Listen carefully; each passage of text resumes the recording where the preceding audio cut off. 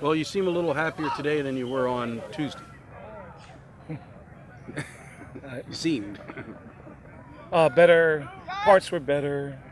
Parts, like I said, you can always improve on stuff. I don't know if you're ever going to be fully happy, Wags, but you're excited when good things happen. But it was okay. Practice okay.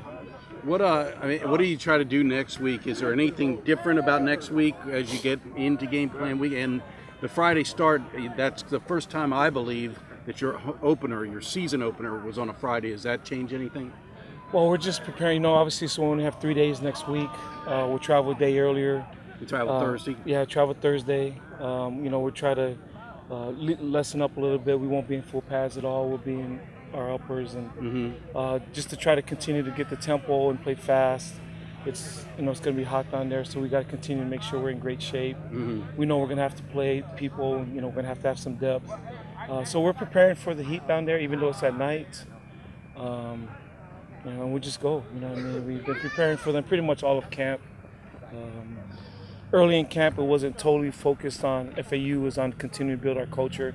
But we started implementing FAU stuff from day one. But we started to really, crystallize that focus, the last couple of weeks. And we'll see what happens. Hopefully it's good enough. They got a good team, a lot of good transfers that are coming there. You just look at the guys that got there. And like I said, they got really good coaches. So we'll see what happens. Do you have to provide for the contingency that perhaps Coach Jasper won't be at the game, being as in this is a situation in flux? Yes, we've been preparing for that. We're hoping that situation happens, because that means that Jaren got his transplant. So right. Football wise, it's obviously we want him here. He's the best play caller. He's phenomenal. But for life situations, that's what we want. Right. So if for some reason Coach Jasper can't be there Friday night, who would be up in the box? Right now, Ashley? Ashley would go up. Yeah, he would call the game. So we tried last week where I called the game, and I overestimated my abilities to see I can't see crap from the sideline. Right. I told Coach Jasper that I'm pretty Johnson good. though still calls from the sideline. Yeah, he's got great eyes. I can't see anything. Right. It's not easy to do. So I realized I'm good when I got the jumbotron. Without the jumbotron, I can't see anything. So Right. Plus, I felt like I was shortchanging us from a game management standpoint. Sure. And I don't do many things good, but I feel like that's one thing I'm decent at. Just managing the game. It's always something that's I think about.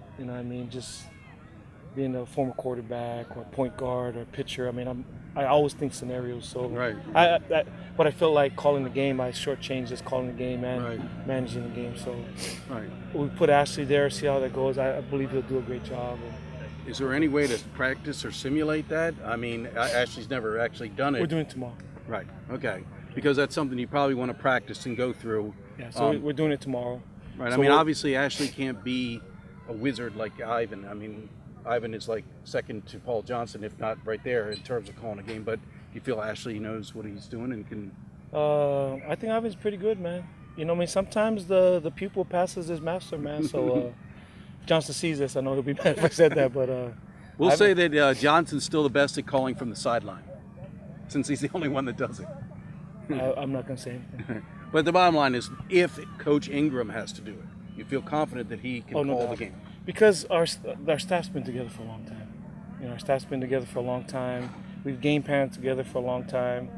Ivan has done a great job of getting input from the coaches, and he calls a great game plan. But it's input from Coach O'Rourke, Coach Ingram, Coach Judge, Coach Yokitis. It's been a group effort, and Ivan does a great job of sorting through all that stuff and making calls. So I think you started to say you're going to go over to the stadium tomorrow and do a simulated game? Yeah, so this is our second week of a game scrimmage, so hopefully it goes well. Right, you'll put them up in the box, you'll all have headsets, the whole nine. Without the crowd. Right. What's your assessment of how Zach's come along this camp? I'm encouraged. I'm super encouraged, man. I like that where people are picking us. I like that they think that he's not that good. I've read some stuff where they feel like, obviously they didn't watch the bowl game where he rushed for over 100 yards. Right. He's as strong and as fast and throws the ball as anybody we've had. He just needs to learn the offense. Right. And Coach Jasper has done a tremendous job in off season and camp where he's getting a better grasp of it. And so I feel really comfortable right now going into this game with him. Right. We talked about special teams the other day, and I forgot to ask you two things: kickoff returner and punt returner. Kickoff returner, Coach O'Rourke. Trey Walker. Probably Trey Walker. Yeah, and punt returner is going to be Craig Scott. Craig Scott. Okay, and he's handling the ball well there. I think Craig Scott's done it a few times in games. He's done it. I mean, he's veteran. Him and Calvin's, swapped and did it last year, so he'll do a good job. All right, thanks. Well, let's talk about the slot back crew. We've lost some very good ones here. Dyson Romine, Tony O'Gully. Yes, I know I'm missing a couple guys, but Calvin Cass Jr. Mutai. Now you got a new crew led by Daryl Bonner and your team captain, and I guess Malcolm Perry, who has not really played slot. So let's give me the overall assessment. Well, we got some guys that haven't played yet that I've seen play in practice now for 3 years that I think are going to be really good players. They just nobody else knows about them and hasn't seen them yet, but I'm excited about getting them a chance to play. John Brown, Josh Brown, Jamal Daniel, to go along with The ones I mentioned, with Trey Walker and Daryl Bonner and Malcolm Perry as well too. So, I think we got a good group. I think we got a bunch of guys that got a big chip on their shoulder that haven't played a lot, got a lot to prove, which I'm excited about. You kind of,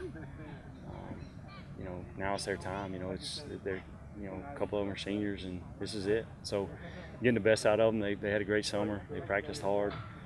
They work hard. They study hard. They do all the things you want to do. They're team guys. They like each other a lot, which obviously is really important. In team sports, but here obviously too. I'm excited about him. I'm fired up. I'm ready to get going. Daryl Bonner, he's the team captain. Last year he kind of earned the name Big Play Daryl, but it was limited reps. When you went and actually looked at the number of touches he has, it wasn't anywhere near as much as Dyson or Tonio. What Daryl in a higher volume, do you think he can continue to produce at that level? I hope. I don't know if he even needs a higher volume. I think the beauty of the offense is and with the nature of the guys that we have that we're going to play with, it's better if they don't know who's getting the ball or who the guy that we throw the ball to or who we're expecting to catch the ball, run the ball, and do all that. I think the more guys you can get that can do all the stuff, the better. There'll be some times, obviously, where we call his number.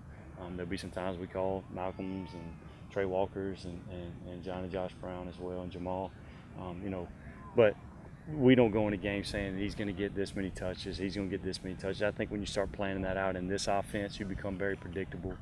Defenses can kind of, they watch film, they study film, and the more predictable you get, the better chance they have of stopping you, obviously. So I think the more we keep it fluid and keep guys guessing and not knowing necessarily when or why or what or who's playing together. That's just the other thing too, is getting creative with who are the two guys out there at the same time, a bunch of different combinations. Every time these two guys are in, they throw it, or every time these two guys are in, they pass it. That just can't happen, and that's on me as their coach and on them to be selfless and not crave the spotlight and all that stuff. If they do what they're supposed to do, they'll get their touches and they'll make their plays and they'll we'll have a good year as a team. With regard to Daryl, though, what is his strengths? Oh, definitely. He's good with the ball in his hands. He can make people miss. He's got really good hands. Runs good routes. Good routes. Funny thing is he doesn't catch the ball great in practice, and then you turn on the lights and he makes plays on, which that's where it's most important. I'd rather him catch it in the game and drop it out here than vice versa. Obviously, we'd rather him catch it both ways, but he's answered the call. He's been out there in big situations with under pressure and that kind of stuff, and he's made plays and when we needed him. So, like I tell him, we don't need him to be anything different or anything more than he was last year. We need him to be the same guy he was last year. We're not asking him all of a sudden now he's the team captain, he's going to get 30 carries a game and he's got to rush for 150 yards or we're not going to win. That's simply not the case. He's got to do the exact same things he did last year. Sure. Lead from the front, bust his butt, catch the ball when it's thrown to him, make people miss when he gets the ball pitched to him. And if he does that, he'll have a great year. If he starts trying to be the man or do something that he's, we're not asking him to do, I think that's where we'll get in trouble. But he's not that kind of kid. He understands what his role is. He's got to be a leader. He's got to be selfless, and he's got to bust his butt for him. If he does that, we'll be fine. Malcolm, obviously we've talked about him being a dynamic guy. Yeah. Coach has said he wants him on the field. That's why he moved him to slot back so he could get on the field. He has now ascended to the top of the depth chart. What does Malcolm bring to the table? Malcolm's a good ball carrier.